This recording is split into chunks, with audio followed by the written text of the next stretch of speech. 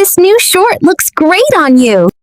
Your brain immediately does something bizarre. It starts investigating. It scans their face for sarcasm. It replays their tone, dissecting every syllable like you're a detective searching for evidence of a crime. And within 2 seconds, you've decided they're either lying, being polite, or they want something from you. So you deflect. You laugh it off. You say, "Oh, this old thing," even though you bought it yesterday. Here's the counterintuitive truth. Your inability to accept a compliment has nothing to do with humility. It's not modesty. It's not even insecurity, at least not in the way you think. It's a glitch in your psychological software, and once you understand why it happens, you'll never look at praise the same way again. Let me show you what's really going on inside your brain when someone says something nice. Imagine this. You're at work, and a colleague tells you your presentation was excellent. Instead of feeling good, you feel suspicious. Why? Because deep down, your subconscious mind is running a threat detection algorithm that's been active since you were a child. Your brain has learned through years of social conditioning that compliments often come with strings attached. Maybe you once got praised right before someone asked for a favor. Maybe a parent complimented you only when you met their expectations. Or maybe you noticed that people sometimes use flattery as a social lubricant, a way to smooth over awkwardness or manipulate outcomes. So now, every time someone offers you genuine praise, your brain treats it like a Trojan horse. It doesn't see kindness, it sees a transaction, and you're trying to figure out what you're about to pay. But here's where it gets interesting. This reaction isn't just about past experiences, it's also about something psychologists call cognitive dissonance. That's the uncomfortable tension you feel when new information conflicts with your existing beliefs about yourself. Let's say you don't think you're particularly smart, attractive, or talented. That belief is part of your identity. It's woven into how you see yourself. Then someone comes along and says, "You're brilliant." Suddenly, your brain has a problem. It's holding two opposing ideas at the same time. I am not brilliant, and this person is saying I'm brilliant. One of those has to be wrong. And here's the kicker. Your brain will almost always reject the compliment to preserve your self-image, because changing your self-image is psychologically expensive. It's easier to assume the other person is mistaken, exaggerating, or lying than it is to update your entire internal narrative about who you are. Think about it. Have you ever noticed that you can accept criticism far more easily than praise? That's no coincidence. Criticism confirms what you already suspect about yourself. Compliments challenge it.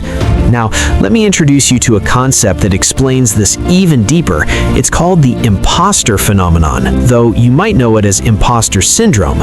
It was first studied by psychologists Pauline Clance and Suzanne Imes in the late 70s, and here's what they discovered. High-achieving people, especially those who've experienced success, often feel like frauds. They believe their accomplishments are due to luck, timing, or fooling others. So when someone compliments their work, their brain doesn't process it as validation. It processes it as evidence that the illusion is working. They think, if this person really knew me, they wouldn't say that. The compliment becomes terrifying because it raises the stakes. Now they have to maintain the facade. Now they have to keep pretending. The praise doesn't feel good, it feels like pressure. And this is where things get even more uncomfortable.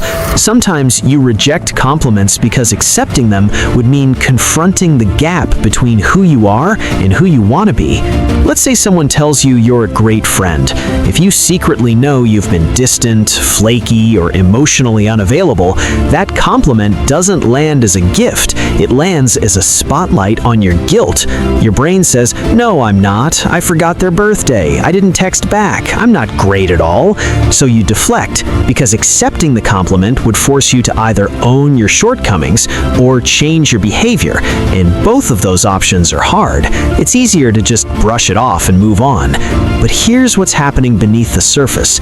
You're training your brain to reject positive feedback. You're reinforcing a neural pathway that says, when something good is offered, look for the catch.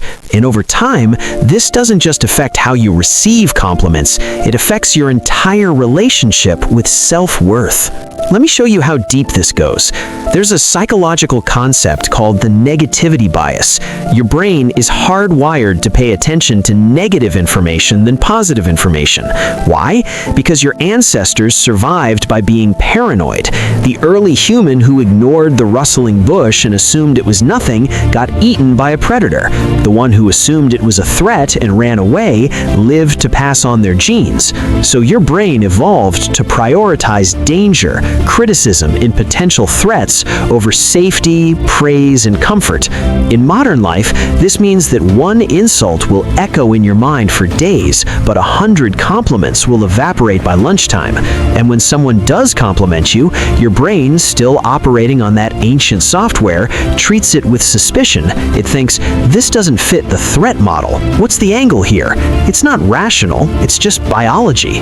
But wait, there's another layer. Sometimes you reject compliments because you've internalized the belief that accepting them makes you arrogant. You've been taught, maybe directly or indirectly, that confident people are cocky, that self-assurance is narcissism, and that the safest social strategy is to downplay your strengths. So when someone says, "You're talented," and you respond with, "No, I just got lucky," you think you're being humble, but what you're actually doing is performing a socially acceptable form of self-sabotage. You're signaling to others that you're safe, non-threatening, and relatable, and you're signaling to yourself that you don't deserve to take up space. This is especially common in cultures that value modesty over self-promotion, or in environments where standing out feels dangerous. You've learned that blending in is safer than shining, so you dim your own light, not because you don't want to be seen, but because you're afraid of what being seen might cost you. Here's what nobody tells you. Staying small doesn't protect you, it just makes you invisible. Let me give you a practical example. Imagine someone says, "You're really good at listening." If you immediately think, "No, I'm not, I interrupt people all the time," you're rejecting not just the compliment, but the possibility that you have a skill worth developing. But what if you instead said, "Thank you, I try to be present when people talk to me"?